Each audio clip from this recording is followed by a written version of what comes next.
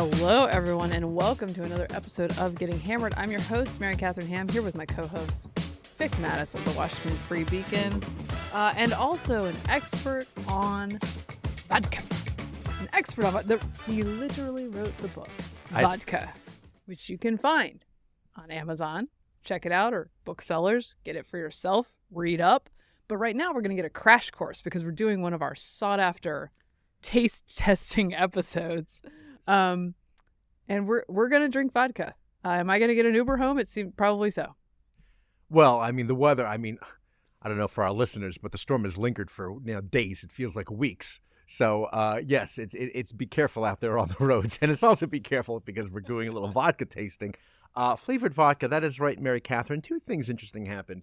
One, I get these books in the mail. As you know, I'm the books and arts editor at the Washington Free Beacon. I said, I wonder what book this was. I opened it up, and it was my book. I was like, what? And I had forgotten. A very kind listener had sent me a book with a return packing slip. Oh, nice. To autograph it, assuming for her husband maybe, and I did that, and I said, oh, that's kind of nice. And I went through, and I kind of looked at I've never read my book, like, from beginning to end, after it was published, because, I kind of like peek every now and then. Feels like a little too much to ask. It is. Yeah. It is. And you want to sort of just, I'll look at it as a reference. Okay. That was the first thing. The second thing was like a week or two ago, I was mentioned on Twitter from a handle named @BookAuthority saying, congratulations, Victorina Mattis. Your book on vodka is one of the top 10 selling ebooks of vodka of all time. Yay! That means going back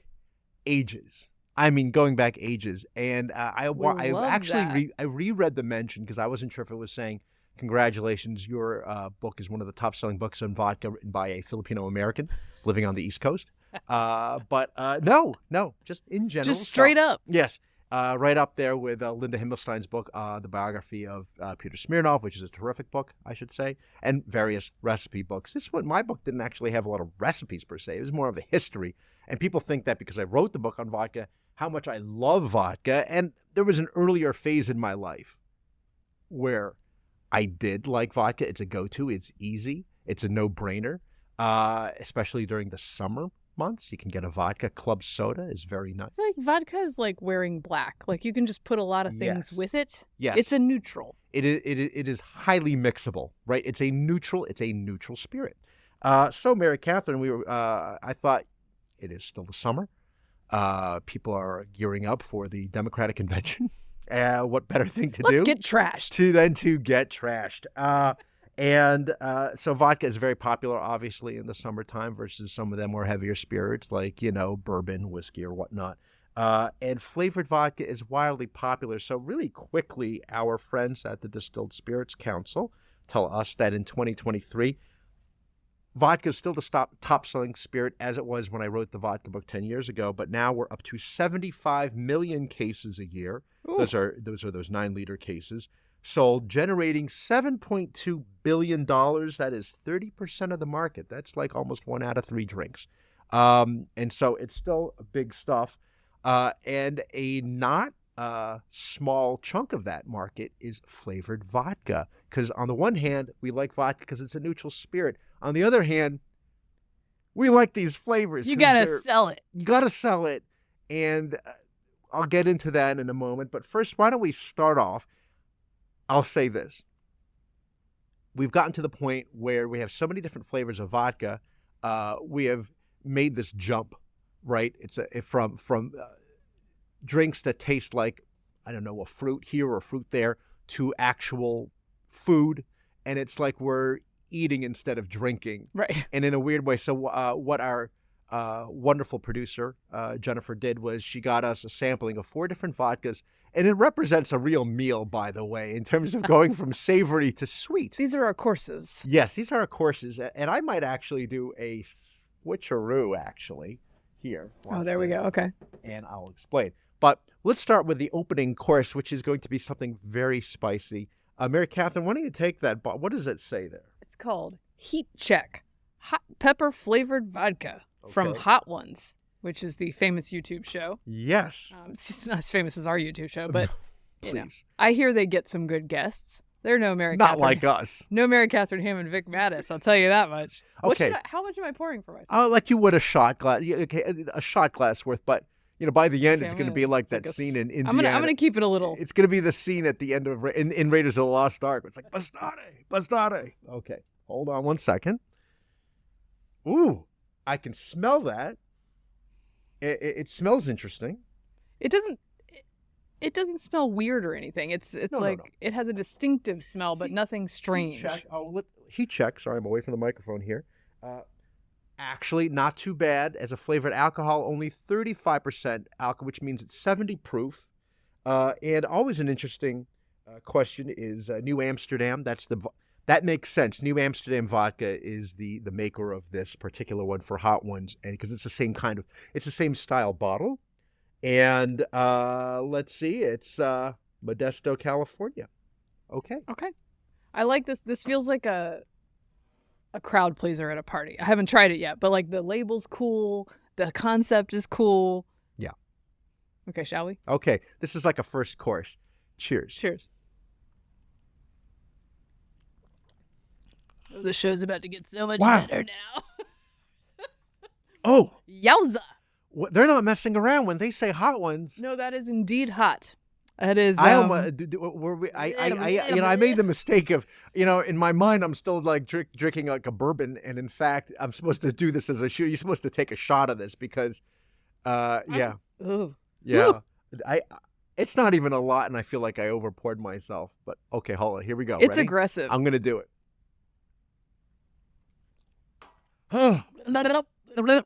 What the things we do for the show. Now, here's the interesting thing. Mildly painful. That was. So, the origins of this, obviously, the Russians have been making vodka for centuries, right? Centuries from the time of the monks. I need some water. And they started to infuse vodkas. Infusing vodka is where you actually put whatever it is in the bottle, right? So this is not the case here. You can go to some restaurants. I remember going to Russian Samovar in New York City, and you could see like horseradish is in the bottle of vodka and infused. Well, who doesn't want that? I shouldn't talk because I like gin, so I shouldn't talk. Well, yes. Well, as Derek Brown used to say, if somebody comes in ordering wanting a vodka, he'll say, "Do you like flavored vodka?" And they'll say, "Yes." And he goes, "Great, let me show you this gin." It's a flavor. But in more modern times, this sort of idea of a hot, spicy vodka started with Absolute. Remember when they started to branch out of just plain Absolute in the 80s, just the regular flavor of just plain old vodka, they did Absolute Pepper. Yes, and it's like, why would you do this? As a shot? Who's doing shot? No, you would actually mix it in a Bloody Mary. So in fact, you could add that would be heat, very good. Yes, and that would provide the heat because if you like Bloody Marys as much as I do, which is very savory with real Campbell's tomato juice is what I use. You're putting horseradish, you're putting Tabasco in there. You got to put vodka in there anyway. You might as well put this. Or one of the other suggestions Jennifer had was for the Chesapeake Bay vodka, right? Yeah. The Bay, Old Bay vodka, which is a great idea too. But Jennifer bought like a dozen vodkas and she only gave us 4. She's keeping the other 8 for herself. Okay. I think also what did you think? This would be good Mary for Catherine. look. It's a lot. It is quite spicy. Yeah. I'm not a super wimp about spice. I'm medium. I'm medium on spice, but I would say it has quite a bit of spice in it, and it would work not only for Bloody Marys but also as a party trick, just to make people take painful shots. I think that would be. Now, Mary Catherine, if you're into that kind of thing. On the last show, I was a little concerned for you. We were a little concerned because you had this lingering cough. Mm-hmm. I feel like your cough is now gone. It seems to have cleared up. Yeah, it lasted for a whole week, listeners. The sinuses Yeah. are fine. Yeah. The throat feels fine. I think we're in a good place now. It's like a digestif, really, because I feel a warm feeling. And this is funny because I was complaining to Jennifer, some time ago now, about how cold it is in the office. Uh-huh. And she said, well, we're going to have this vodka. It'll be able to, it's from the freezer, but it will warm you up. And sure enough, it does. Here we are. This is how the Russians got through the winter. All right, what do we got next here? Number 2. We have. I need a palate cleanser. I'm going to be a fan of this one. I can already tell. The original pickle shot. dill pickle vodka with natural flavors. Great in cocktails, even better as a shot. Chill and serve, which we have done. I'm trying to find all that information you had, and I can't find it on this one. Oh, 30 proof. Oh, that's even lower. See, Mm-hmm. look at that. You can fly a rocket ship after this. This is Oh, we're going to be Okay. flying a rocket ship by Yeah. the time we're done. That's for sure. okay. Okay, I'm going to pour myself. And this one has a pleasant neon green. It looks like it's color supposed to to it. be the brine in the pickle Oh, jar. wow. I can but smell I'm that. not sure if it's actually that or it's coloring. I can faux show smell that already. Okay, let's see here. Let me see here. The original pickle shot. Now this also became a thing where people were picklebacks. Pickleback. I remember Picklebacks, that. right? You got like a whiskey shot, and then you got to have because you know what they used to say? They used to say the electrolytes. It's for the electrolytes. It's good for you. Yeah. It's good for Also, you. Okay. anything fermented, good for you, right? Yeah. Yeah. That would be like sauerkraut, kimchi. It's Mhm. the same idea. Okay. So we're just making vodka good for you. Oh, That's and what really, we're doing what over I'd like here. to know is where these vodkas are from. This is from Des Moines, Iowa. Oh, okay. That's a nice. Again, people think vodka is Russian, and it is obviously, but in the United States, only a small percentage of it is actually from Russia. That would be like Russian standard, right? When Stoli's Lithuania. Smirnoff was Bethel, Connecticut originally. it's been a long time since I've had actual Russian vodka, but I have drunk vodka Mhm. from Russia, like high end stuff. Uh-huh. And it did. I wonder what you think because you're more of an expert, but it did strike me as smoother than the vodkas that I drink here. It in really general. depends. It really depends because there are a lot of different Russian vodkas out there. But there's one that was very, high end called Beluga. We have a bottle of that right No. now, actually. Yeah. That's a fancy We haven't one. cracked that one. It's actually very good. The late Roman, I was going to say Polanski. I forget his name. Kaplan, I think was his name. We're already who forgetting was the names. owner of the Russian samovar. He talked about sharing with friends in Florida when he was down in Florida a bottle of this Beluga. Okay. Is Well, now I know we have a nice bottle sitting around. All right, we're going to try. Oh, it smells like pickle. It's very pickly. Okay, all right. Here we go. Here we go. Ooh, it's so flavorful. I kind of like it. If you told me I had a choice between the two, I'll take the hot one. This is too much pickle. That one is too salty for me, Yeah, that's very and salty. too salty for me is too salty for. It's 90% very of salty. people. So I have a recommendation for our listeners. I still If- kind of if- like it though. You know, if you like it, Mary Catherine, here's what you do. Okay, the next Okay. time that the next time you take the last like pickle spear or slice Mhm. from your jar of Vlasic, don't dump out the brine. Just pour Just some pour vodka some- in it, stir it up, and there's your pickle pack. I'm gonna put my beluga in there. That's right. Just kidding. I won't do that for anybody don't who do likes that. nice Don't do vodka. that. The funny thing with that, by the way, is I with this. He's now past Roman. He talked about how now the way we sell vodkas, everything is all about the fancy bottles and everything. It's not about the vodka itself, and they have all these infusions. Oh yeah, everybody And likes so- a nice label. Yes, some good or art. You could see through to the other side, the frosted glass in Grey Goose, for example. And in fact, there are some really good vodkas out there, but they're not in fancy bottles. And then I asked him about the Beluga. This is at the very end of the interview. I was with him for about 2 hours. And I said, so what made you decide to get Beluga? He goes, oh, it looked very nice. Okay. Well, I guess it worked. It It worked. does look very It nice. worked. Before we move on, I feel like this is going to be the shortest episode ever. No, I can okay. I can pad this out. Okay. I was going to tell you what I've been up to today. Tell me. Well, Vic. We didn't do our normal. We did not do our normal. Yeah, well, I had stuff going on today, important please, stuff. let's hear it. Okay. At our house, we just got the letters from the school about who has what teacher and all the things that Yeah. we need. Yeah. And I'm going to tell you what my cheap ass did today. You ready for this? Let's hear it. All of the kids' folders, so with each classroom, you get they need a red 2-pocket folder with with the brads, one without, The Brads. You know what I'm saying? What are those things called? They're called brads. Jennifer says brads. Not The little. the what? Like a Brad? B-R-A-D? Yeah. Here we go. Let's go. You mean like the paperclip thing that looks like kind of that thing? I had no idea there was a name for it. Yeah. Okay. I think it has another name too because I feel like it was on the school list Okay. as something different. Really? At Okay. any rate, folks, Sorry to throw us off there. they have they need a yellow folder. They need a blue folder. They need a purple folder for such and such. Yeah. So I just save them every year when they come home from school. Sure. And I stash them away, the ones that I bought the year before. Now, here's the key. A couple of years ago, I wasn't cheap, and I went for the Mead 5-star. Okay? That's high-end. Oh, Mead. Yeah, sure. High-end plastic folder. Okay? Yeah. Not just any off-brand thing. Here all along, I thought they just did pencils. No. It gets very specific. So I stash them away for the year, and then when we get the letter again, I pull them out, and we go through what colors we have and which ones need brads and which ones don't need brads, and we see what we have, and then I take nail polish remover and I clean all this stuff off of them, and we reuse them for the next year. That's a great mom move. Look at you. Well, and that's pretty tame, right? Like that. Mostly, I just want as few things on my list as possible when I have to go into the store with the hordes and buy the things. Yes. Right. So this keeps some of the things off my list. Back to school. But I went a little further this year. How so? Well, before you go further, maybe we'll have the next shot. Let's ourselves go further. Because I feel like this one we might have more than one. Okay. Call me crazy. Okay. This is closer to me, so I'll read it out.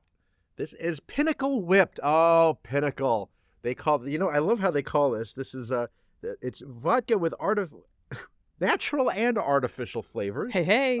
They used to be described. Now, I'll tell you what's interesting about Pinnacle. They used to describe it as a French vodka, but it was actually bottled in Lewiston, Maine.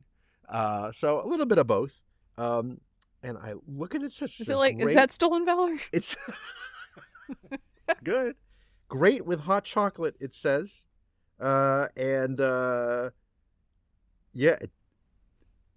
Frankfort, Kentucky, it says now. Bottled by Fielding and Jones. This is interesting. Pinnacle was one of the leading brands of flavored vodkas. Okay.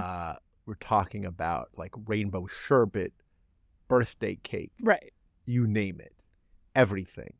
The only, and it's interesting about the savory and the sweet vodkas.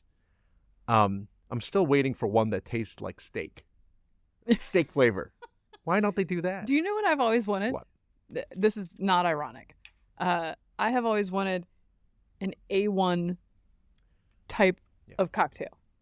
Make me a cocktail it's called a Bloody Mary. that has an A1 flavor, but I don't want it to be a Bloody Mary because the tomato is overpowering it. Have you ever thought about adding some A1 to your Bloody Mary there? That's all right. I've already done that. These won't come apart. These won't come apart. So what? Wait. Oh, there we go. There we go. Okay, here we go. Now, here's what's interesting. See, that's not good for an audio podcast. That was two cups that I was trying to get apart, and I couldn't get them apart. I'm sorry, guys. What's interesting about this, Mary Catherine? Prongs. That's what they're called on the... Brads? Prongs. Can I see the picture? Prongs is... Oh, my gosh. What are we talking about? You mean wait a minute. You mean those paper clips? Those aren't paper clips. They have a name. Hold on. This may either be the best or the worst episode. I'm not really quite sure yet. Well, I didn't foresee us going down this particular road. No. Oh my gosh. Anyway. Okay. Anyway. Here we go. There's a Pinnacle. When I go to the Jersey Shore and I go to the liquor store like at Cape May, they have all different kinds of wonderful kinds of spirits. But then there's like a whole section, and it's strictly Pinnacle flavored vodka. But interestingly, it's Van Gogh. That was Van Gogh vodka, which is famous for the peanut butter and jelly. Yes.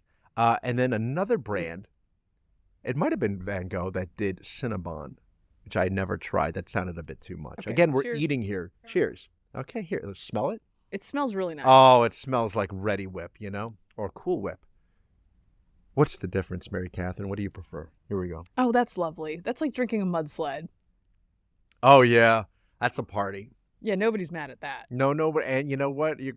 There will be a price to be paid tomorrow is the thing, because you could see, again, you're having a party, you're at the beach. Did you see what the proof is on that? 30. So it's fine. No, it's 60 proof. It's 30% alcohol. This is sippable. It's not just... This was always a dream of vodka distillers, which is they wanted to be treated the way Scotch and whiskey, bourbon people like to sip. Because if you go to a bar and say, I just want to sip vodka, people will think you have a problem. They will indeed. Okay, so can I finish my story? Please, I'm sorry. The other excessively cheap thing I did? To drink. Let's hear it. So, it's actually not cheapness that motivates me. I don't like to waste, so I have trouble throwing things away. So we have a giant gallon bag of sort of half-orphaned crayons. Oh, yes. Right? Because they're all usable. In various conditions. In various conditions. They're all usable. I do, Yeah. like, once a year throw out the broken ones because it's like, that's silly. Why are we keeping these? But this huge bag. Mhm. And I started looking around in all the nooks and crannies of their room, and they each need, 2 24-packs of crayons or something like that. I start looking around the room, and I found one brand new 24-pack. So I was like, okay, we got one down. Then I started seeing basically brand new crayons in the bag or in people's desks, and I pulled them out, just basically unused crayons. And I said, I bet I could reconstruct a 24 out of these. So my husband walks in while I have one 24-pack laid out in front of me and a giant pile of crayons out of which I am constructing another 24-pack by all of the names, which, by the way, at this point are so insane. In the 24-pack of crayons that I'm led to believe... Isn't Burnt Sienna one of them? No, they've done away with that. In the 24-pack of crayons that I am led to believe is the standard that children must have at this point, there's like, I kid you not, there's a red violet and a violet red. There are 4 different blues. Yeah. Let me go over them with you. Cerulean, blue, Blutiful. Oh, come on now. That's not a real one. And, there's a 4th one. What was it? I've lost it. I'll have to look back in my research Aqua, to figure it out. Sky. Remember Sky Blue? There are certain crayons that you would never use. Oh, no. I'm White. sure there's some in here. You never use white. Black is the first one for me. It's it. It's black. So I reconstructed, in total, 3 24-packs out of the crayons in my house. Congratulations. Now, I still have a lot left over, but I was trying to do the high-quality ones. Yes. Well, I mean, as a kid, even though you're responsible for having worn the other crayons to the nub, when you look at those crayons, you have absolutely no desire. You don't want to use those? Here's a question for you. Like, if you got the 64 and it had a sharpener, did you ever use the sharpener? So this is where I'm different from my kids, okay? And I think it's the prosperity that we enjoy these days. Sure, yeah. Kids these days. A 64-pack of crayons to me was it. That's like, it. You had Big box. made it. Right. You had made it. It's like 8 different boxes. I think. And no one, if my brother moved one crayon, ass beat. Don't you move one crayon. Oh. No, he doesn't get to use them, for God's sake. He doesn't even get like to if move you them around. Moved it? Yeah. Wow. Angry. I was very, very OCD about my belongings as a child. Yeah. Partly because I had 2 brothers who were sort of destructive. Who were probably less careful about these things. But my kids are like, whatever. So I reconstructed these 24 packs of crayons so I can send them. Crayons. Like a sad, it's just sad little. That we don't see. I don't see. In our house, they just disappear eventually. Do you think they'll someday write a song about it, like Dolly Parton did about her coat? Maybe they will.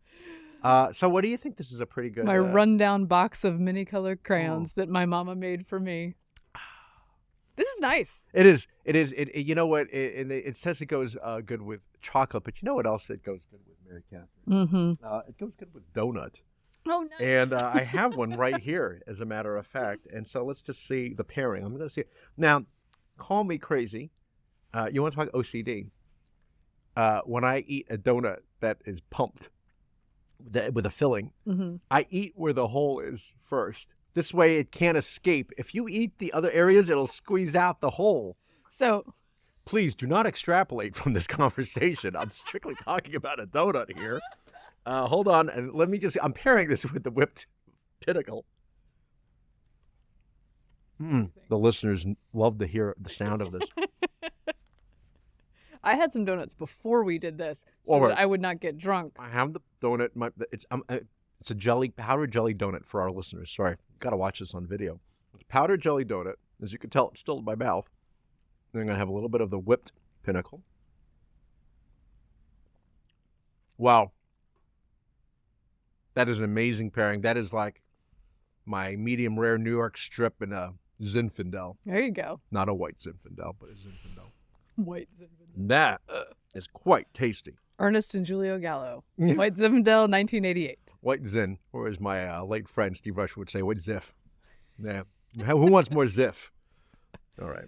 Oh my goodness. I guess we're gonna finish this and then try the next.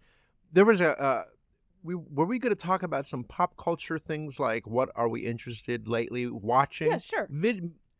I have a couple of categories: books, videos, TV, movies. You choose. Oh my What do you want? gosh. What do you want to talk about? TV first, Mhm. because I'm always looking All right. for What streaming suggestions. are you watching? Wait, I thought I Oh, was you want asking me? you. Oh, for me. Okay, good. I'll tell you. Sorry. I was like, oh, this Yeah. is easy. I'm Oh, just by going the to way, toss it you to know, Vic. Earlier in the episode, I said, would this be the best or the worst episode? I think we know the answer now. My wife, I convinced my wife to watch because I heard so much about it. And people said, you have to watch this show, White Lotus. Oh, yes. Interesting. The first season. First season, and we just started the second season. And I think it's great, but you get nervous because you know everything is coming to a head. It always does. It's sort of visceral. It has an unpleasant feeling about it, which intentionally is so. credit to the writers and Right. to because it's in such a beautiful setting. Oh, It's at the a locales. resort. The second setting, But the second season is in Sicily, I know. and it's much I didn't like finish that season. much. Oh, wait. I started it but didn't finish it. Much like in Succession, it's like people with millions, billions of dollars. They're surrounded by everything they want, and they're miserable. In this case, they all want to get away. They go on vacation, but a lot of these people just doing their things. And some people you tend to like. They seem to really want to have a good time, but they're supposed to be the villains in this. Right. I think there's obviously a lot of white privilege lecturing going on. Yes. But at the same time, the people who are supposed to be on the other end of it, I find them insufferable. Oh, now, yes. I don't know if they're just the sanctimony. I don't Is think that it's intentional? I think it's intentional. Okay, I don't good. think it's just us because it's so pronounced Yes. at various times that you're like, yeah, this can't be by mistake. Right. So it's almost a little based that way Mm-hmm. because In a the weird way. virtuous people Yes. are so ugh. The show's creator is very interesting. His father was a speechwriter for, I believe, Jerry Falwell before he came out. Not before Jerry Falwell came out, but before the father came out. We're breaking Yeah, news sorry, here. we're breaking news here on this particular episode. And I wondered how much that had to do with the Steve Zahn character in season 1 Oh, when he interesting. learns about his own father. So there's that. Here's the other thing on HBO, by the way, you have the guide. You know, before the show starts, they'll always tell you if it used to be for AL was adult language. I think whatever, adult situations, fine, whatever, profanity, fine. And then it would be like N. Oh, there's nudity. Oh, okay, this could be interesting, you know. And then there's SC, which is strong content. And you're like, oh, I better settle in for this one. This is Right. going to be good. And so far, those the episodes where it's preceded by the SC warning, it's scenes that I totally do not want to see.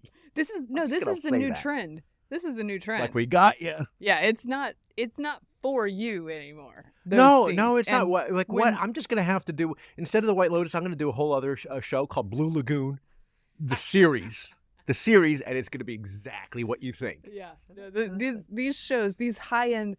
There's something about these shows where someone has decided that prestige TV nudity is male nudity, Oh, right? Right, Like that's right. that's the standard. Like or the intimacy. full frontal male. Yeah. See, we got you is now. a sign of prestige TV, whereas like full frontal ladies would be much more low rent. Like that wouldn't get you Right, the yeah. awards that you're looking for, correct? Yeah. No, you get some awards. Not the Different kinds. award Different kinds show. of awards. Okay. Okay. Should we we've got move another on? one. Yes, this one as these have been thawed now, and there's just so much moisture on our poor TV set. Look, it's on my leg. I'm talking about the water now. This is called Breckenridge Espresso, and it is espresso flavored vodka. Okay, And so this is our really after interesting. dinner drink. This is the after. So we just had dessert. So we had the main course. I thought we started with a strong opener. I thought the main was a bit too salty for me. The whipped cream I thought that was nice. How do you feel? I liked the whipped cream one a lot. You like pickle shot more than the spice. Yes. I don't know though. It's a Ooh, it was did a you hear that, novelty listeners? thing. They're both sort of novelty for me, but I think the heat one might be more useful and enjoyed by more Okay. people. Now, bring your glass over Okay, here. here we And go. again, this is Breckenridge, which is also known for making fine whiskey. Oh, I think I have some actually. Yeah. Espresso. It has a wonderful vodka. smell. It smells like espresso. No kidding. Yes. Oh, this one is like, this is basically normal vodka proof. This is Okay. 80 proof, which is standard. Well, I just did my and- heaviest pour, so good luck to me. Yes, and this is from Colorado, of course. Okay, well, Shall we? cheers. Cheers. I poured more that time. So did I. Oh, I think that's a Oh, that tastes great. yeah. Now, if you're not going to go the route of just pouring, whiskey into your coffee, then Just drink this. this is basically it. The but flavor but you is can tell it's great. different because whiskey and coffee do really go well together, like an Irish coffee, obviously. The vodka coffee thing is you can tell it's vodka. That's all I'm going to say, which is kind of a weird way to explain it. But anyway, this is not bad. It smells very nice. I think the flavor is really nice. So anyway, that's what I've been watching. I watched, I think, maybe the first half of the episode of Shogun. I didn't like the idea that the Portuguese and the Catholics are the bad guys in this, so I stopped watching. Versus the Protestants. Obviously. Man, they really hated each other. What about you, Mary Catherine? Okay, so What do you I'll got? go with movies. Okay. Just a bit here. I did go out to the theater Mhm. recently. Oh, why? Mm-hmm. I went and saw Trap, starring Josh Hartnett. Oh. Who is back at the top From of Black Hawk his Down. game. In that horror movie, that teen horror movie. So, Josh Hartnett was a teen heartthrob who was set to become like the biggest thing, and then kind of didn't really become wonder the what biggest happened. thing. Well, I read up on him a little bit, and it seems like they couldn't really figure out where to slot him in, like what kind of Wow. star he was going to be. That's tough. However, and this is why I like him, and perhaps why he's doing good work now. He showed up in Oppenheimer. Yes, he played As Lawrence. sexy Yeah. Professor Josh Hartnett. That's what I remember. Of the future Lawrence Livermore Laboratory. Yeah. And then, and now he's in this M. Night Shyamalan It's an movie, M. Night Trap. Shyamalan movie. and he's doing interesting, good work, and he's a good actor. And I read up on him, and he said about his career that he was at the top of the game for a little while. He was cast in Pearl Harbor. That was kind of the... And, With Ben Affleck, yeah. and so there's sort of meant to be a launching pad. And he said, I've been in that echelon, but I think trying to stay at the top is a shortcut to unhappiness. And he is now married with 4 children. He's kind of out of the scene. He lives in Britain somewhere, I believe Really? in the countryside. And I think he might be an emotionally healthy, normal person. And this reminds me of the heartthrob in 16 Candles. People wanted to know what happened. He looked, I think part of the problem was he looked too much like Matt Dillon, and you could only have one Matt Dillon. There was an actor in the 80s who looked just like Tom Cruise, and it's like, great, you're handsome, but on the other hand, it's a curse. Right. Because they're just going to go with Tom Cruise, and otherwise you feel like a knockoff. That guy, I think, was in a movie called Girls Just Want to Have Fun. So look that up. But in Josh Hartnett's case, the last thing I was going to say, but the guy from 16 Candles, he left movies altogether and like had a family. Yeah. That's what he did. Jake Ryan, huge. I mean, Jake Ryan was his character in 16 Candles. Oh yeah, you know him. Beloved by many. Yes. Also an appearance in Mermaids, starring Cher and Winona Ryder, and a young Christina Ricci. That was a star-studded movie. That is. Anyway, go ahead. I like the other one, not Mermaids. You know what I like? The one with Sigourney Weaver and Jennifer Love Hewitt, and they were con artists. Well, I know why you like that one. They were conning men. They were conning. Ray Liotta's in it too, and they were conning men. No, that one. Jason Lee. Okay, but in Josh Hartnett's case, I think I said, he did that teen movie. It was a horror movie. Then it was Black Hawk Down. He's going places, and then he was in that Harrison Ford buddy cop movie. And that went nowhere for either actor. Right. And then I didn't see him until suddenly for me personally, he appeared at Oppenheimer. Well, so he came on screen in Oppenheimer, and I was, of course, seeing it late because of the mom delay on seeing movies. Sure, And I believe me. immediately fired off a text to Kristen Soltis Anderson, who is my sister in 90s trivia and early 2000s sort of coming of age. We're of the same cohort. Yeah. And I said, did I just see Josh Hartnett grace my screen again? And she said, oh, yes, you did. Get ready for the rest of this movie. Please enjoy. And the two of us did an episode of The Sub Beacon. Is that a new show? Yeah, no, it's a podcast about movies. Interesting. About this movie. It was this movie Trap, which is the premise is that there's a sting at a pop concert to catch a serial killer. At the concert. Oh, it's kind of and I'm not spoiling it because it's pretty clear in the trailer what's happening here, which is that a dad is taking his daughter to the concert. Oh. And he goes for a bathroom break to check his phone, and you see a live shot of a hostage that he has. So and the hostage is the daughter. I haven't seen the movie. I'm just guessing. She's laughing. Yes? No? No, okay. The dad's the serial killer. What? Is that the twist? Is that the M. Night Shyamalan? I'm not going to see the movie. There's not even a twist. There's not a twist. There's not even a twist. M. Night. Or there could be. Sorry, guys. Spoiler alert. By the time you hear this, you'll probably have seen this or not cared about it. I don't know. At the movie's end, does it turn out that the concert actually took place 100 years ago? And they were all dead. They were all dead. Yeah. No. Yes. Okay. It was kind of fun. So I did see that in the theater. And I also want to say that I feel like the summer theater release situation has been pretty good this year. And you guys are going to laugh at me because it's not that I've seen movies in the theater. I did see this one so that I could talk about it on the podcast.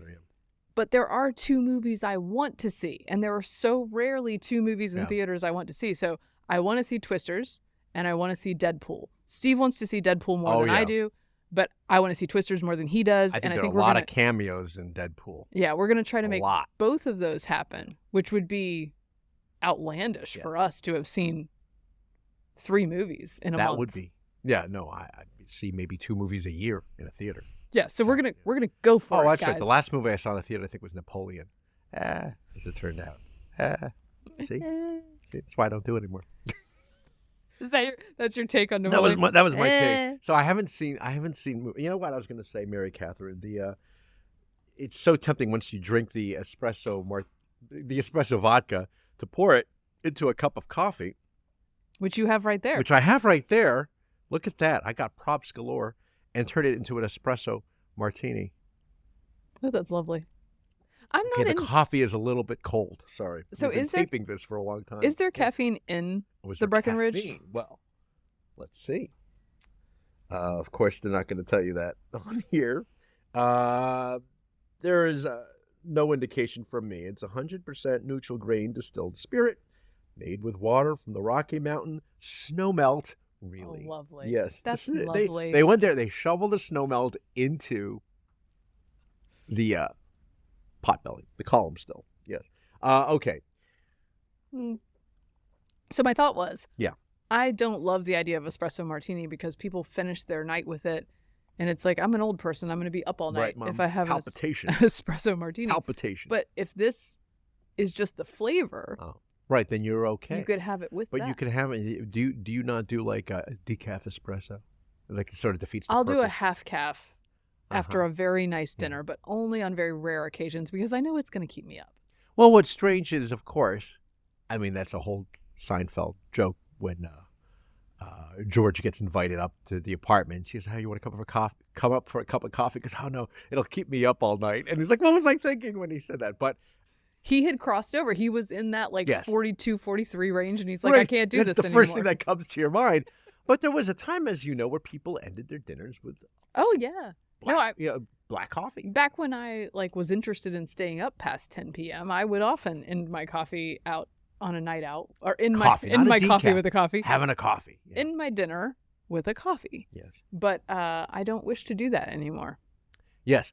My old friend Larry Miller used to say that, back in the day, they would have a pot of coffee and it would be, it it would be bad to waste the coffee. So if there was any coffee left at night, it's like 10 p.m., his father would be like, well, better finish this off and then go to bed. But that's what they did back then. I feel like that's a little bit my dad. He was a newsman, so he was always there's a communal. It's like at being a nurse, right? There's always there's always a full pot. Yes, there is. They're always making one. There's always a station for it. You go over, you chat with your fellow reporters or your colleagues while you're drinking the coffee, and he used to just down 10 cups a day. My father said the same thing in the doctor's lounge at the hospital. There's always coffee, and he said, you go in there, everybody's holding a cup. Might as well get some. Have a little coffee, talk. That's what they do. Yep. Very social, very convivial. You know what? Oh, this is a good topic for us real quick. Shoot. Someone had a good thread on Twitter the other day about how adults are not as good at making friends and having social connections as maybe they were in the past. And I think there's a lot that goes into this about modernity, less... making friends. Yeah, just making friends as adults. Like, obviously, you and I, Vic, we don't have problems with this, okay? So I've drawn the line. I'm not making any more friends. I'm actually not making any more friends, but continue. Oh, there's just so much maintenance that goes on if you're going to do that. I have a list of people. I want to see that. I think I can't add anymore. Sorry. But there was a interesting thread where a woman talked about making friends as an adult and some of the challenges there are. And I think there are challenges partly because people spend a lot of time working and then also a lot of time child rearing, whereas before, like, you had different roles and you weren't spending as much time in your spare time with your children, so you were socializing more. Mm-hmm. I think we have less church involvement, which is a place where a lot of people this comes up found in connections. my mind all the time. Every time I read various stories where people are at a loss, they're aimless, and I'm like, there's a way to fix this. I think there's a place you could go. It is no. But here's another one, which is like kind of the opposite of church because it's a vice. But she made the point. Mm-hmm. Something needs to replace smoking. And she's not wrong, because smoking was the place where you went to meet someone outside a bar or outside a concert venue, and it was someone you didn't know, but you had a reason to be there. You said, hey, can I get a light? Or, hey, could I bum a cigarette? And even if that makes you a bum, at least you started the conversation, right? And we do not have that anymore. Really interesting. So, do you remember the Weekly Standard used to be located on 1150 17th Street on the corner? And back then, there were more smokers at the time. They would always be in front of the building. Right. So this is before there was a rule where some of these buildings like, you must be away from our property, shun you into wherever. I don't know, the middle of the street. I have no idea. Well, you can't smoke anywhere. But I remember some of our colleagues would go down. Our good friend Mike Goldfarb would go down and smoke. And he talked to whoever, the other people. You would just have conversations with other smokers. They would talk to each other. It opens up all sorts of avenues. When I traveled to Israel in March, I went with Dave Marcus, who writes for Fox News. He is a smoker, and he was having all these fabulous conversations with Israeli families outside the hotel because he was just out there smoking, having a cigarette.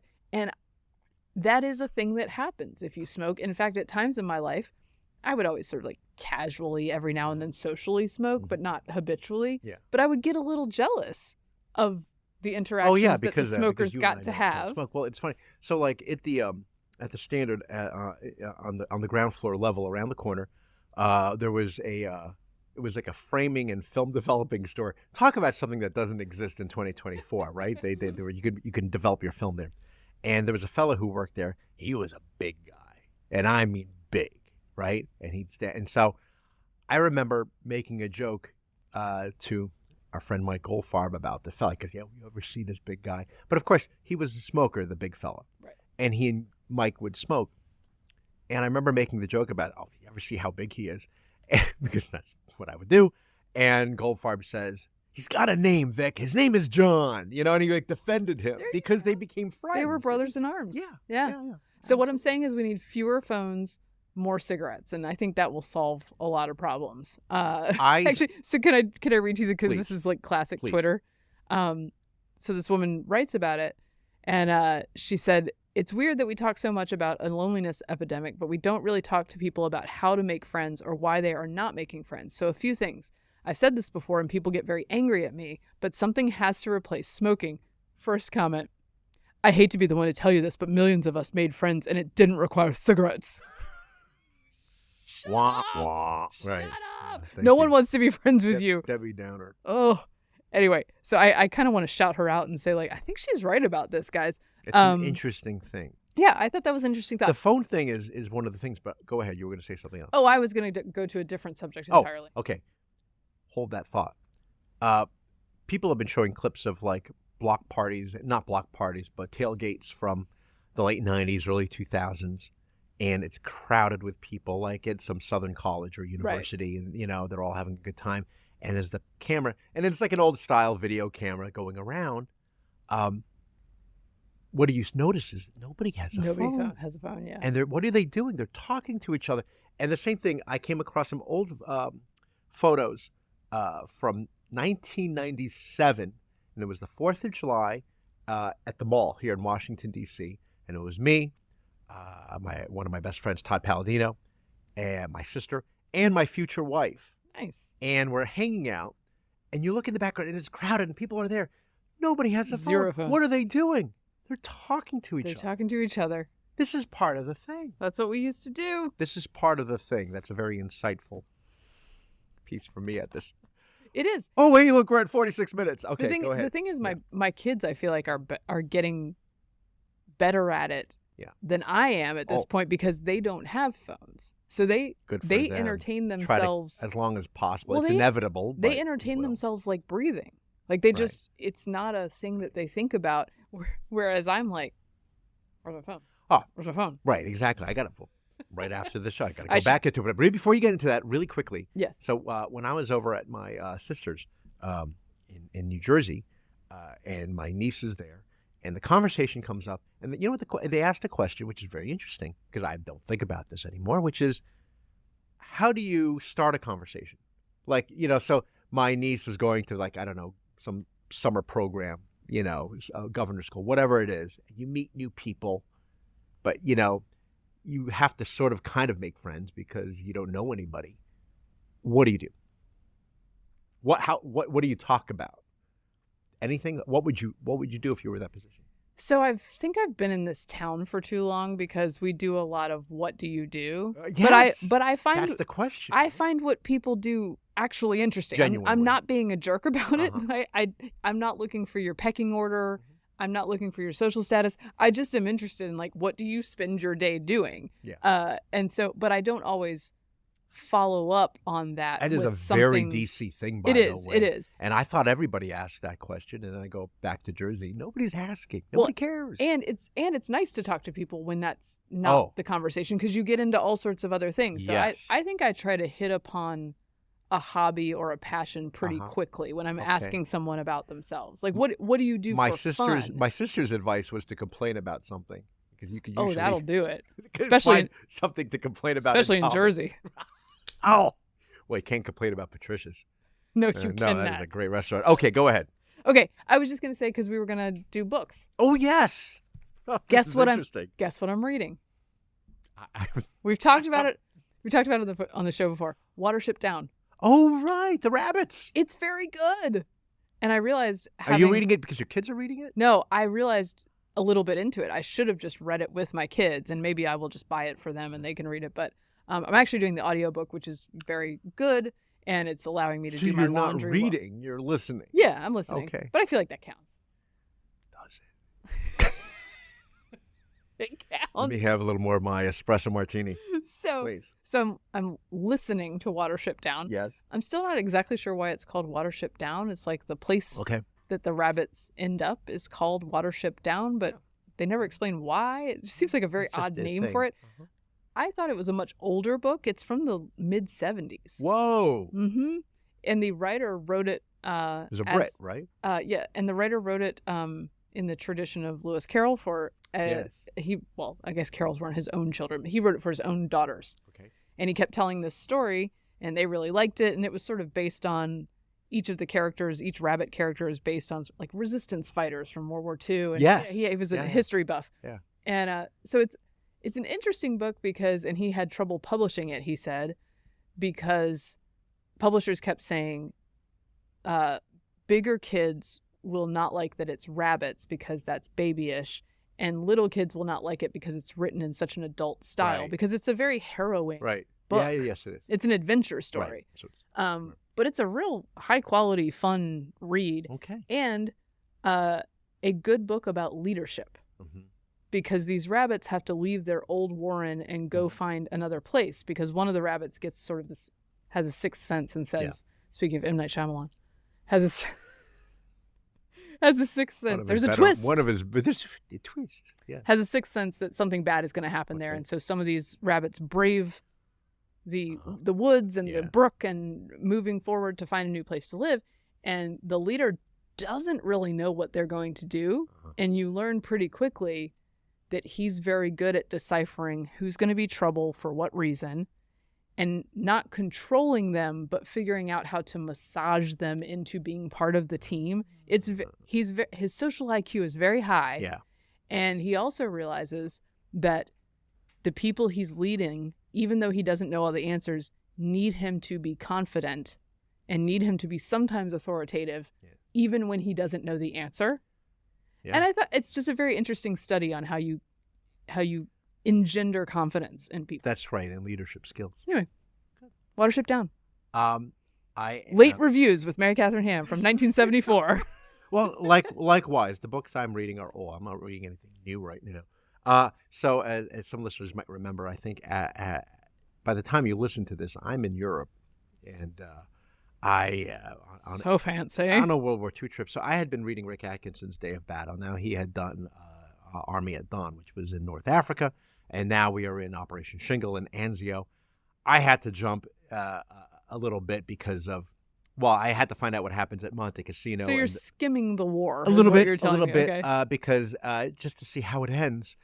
Not good, really, because one of the big things is the decision to bomb the monastery at Monte Cassino, which was St. Benedict's, where he had built this. And there were, the monks' illuminations going back to like Thomas Aquinas' work. Oof. And even going back to the 500s.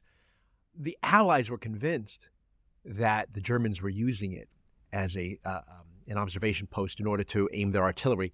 And that part of Italy, which is south of Rome, was awful in terms of the topography, because it's just high cliffs, ravines, lots of rock, and, you launch a mortar, it's just all over the place. Right. And all you need is a couple good spotters. They did some aerial reconnaissance, and they were convinced that there were radio towers on top of the monastery. But in fact, as history proves, the Germans were not using it. And what's even crazier is the Germans helped the monks pack up all the valuables, right, the manuscripts, and sent it back to Castel Sant'Angelo in Rome. And then, but it was a joint decision, and it was really interesting. It was a multinational force on the Allied side. It was the Indians, the Poles, the Americans, the British, and the French, and the New Zealanders. And they were all in agreement. Yeah, we got to bomb this thing because it's a real problem here. We can't get forward. And if it's between my men and this ancient monastery, right, we're going to have to bomb it. And so they did. So that is interesting. And Anzio. So question. Yes. Are there any rabbits? Are there any rabbits?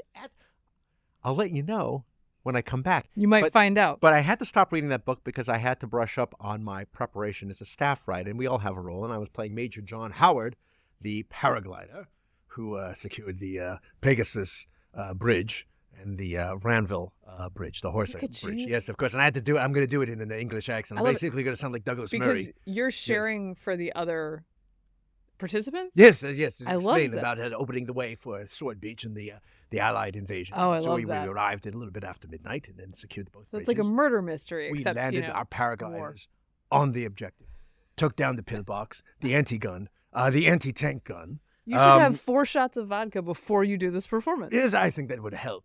And I've been reading the memoirs of Major John Howard from Oxford. So that's what I'm working on. Very nice. Thank you. Thank you. Jennifer, did you like that performance? He made it, by the way. He made it till he survived that war despite having been shot, like, sort of in the head. I have this whole bit that I'm telling them, which is that, after he gets shot in the head and survives it, then they say, people will wonder whether or not it was a bit of fragment of glass or something, but I can assure you it is an actual bullet that grazed, and it never changed, and I have not changed the way I am. It has not changed me. Never had a teleprompter one day in my life. Never. And he lived till like he was 86. He died in 1998. So God bless. Oh, wow. Yeah. All right. Question. We need to do a quick ranking. Oh, yeah. Okay. All right. All right. Shall we? I will tell you right now, because we only have 4. Unlike on many of our other drinking shows where there was like a dozen things to arrange. This one, I'm going to say, you laugh. Why are you laughing? Why is that funny? Because it sounded, what, dismissive? No, it wasn't funny. What? Because I'm a little drunk. Oh, yeah. I hit my mic Oh. and sort of like You bumped smashed yourself? it into my Okay, yeah, face be and then was careful. like trying to recover Why? and then I couldn't recover, so I just laughed. Those mics are dangerous. Be Okay. careful. I think I'm going to go with the espresso vodka. You know, somebody should write a song about espresso. It'd be really cool if they do that. Thank you, Jennifer. I'll rank that and just below Pinnacle because I'm not a sweets person, but I appreciate that it is deceivingly sweet, and then followed by the heat and that pickle thing. I can't handle that. I don't think that's even good for me. Yeah. I want to be a little bit contrarian and put the Pinnacle above the Breckenridge just to be different, but I actually think I can't. Like if I'm honest, the Breckenridge has a really very good, like sort of rich, much more complex flavor than you would expect. The Pinnacle would be second, and I'm going to go probably opposite of you with the pickle and then the heat. The heat was intense. The pickle was it doesn't like, mess around. The pickle was like, I'm having fun here. I think that if you're doing it as a straight shot, it would really hurt you, the heat. But imagine that in a Bloody Mary. I think that would be nice in a Bloody Mary. It would be interesting. You're correct. It would be interesting. And the label is cool and the bottle is cool. Also, if you want... Can't underestimate that. The Vic Mattis special at the Palm, by the way, you go to the Palm at DC and ask for the Vic Mattis. It'll be, instead of having an espresso shot in your coffee, it's Bailey's and Jameson's in your coffee. No, actually, there's no coffee on it. It's just Bailey and Jameson's on the rocks. Sorry.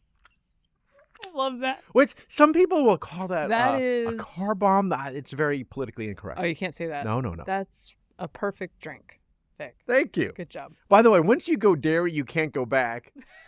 I've done it, and it's awful. That's the end of the night for you. Yeah. Okay.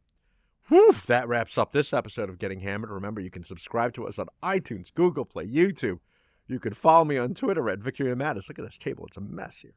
I'm at MK Hammer on Twitter, at MK Hammer Time on Instagram. You can follow the show at Getting Hammered Podcast on YouTube or Instagram. Thanks for getting hammered responsibly, unlike us. This has been a Nevertheless Media Podcast.